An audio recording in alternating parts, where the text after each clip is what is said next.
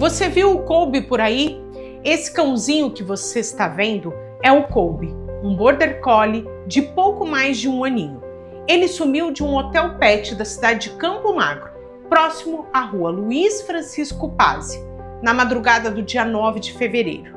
E a família dele está em desespero, buscando por um sinal dele todos os dias, mas ainda infelizmente não encontrou. Até o momento, nenhuma atualização e nenhuma pista. Colby está com uma coleira de identificação, ele não é um cão de rua, ele tem uma casa e ele tem uma família, a sua tutora está à espera dele. Se você tiver qualquer informação, entre em contato com o telefone que está na legenda. Ele pode estar assustado, pode ter se escondido em algum local e ele tem um olhinho de cada cor.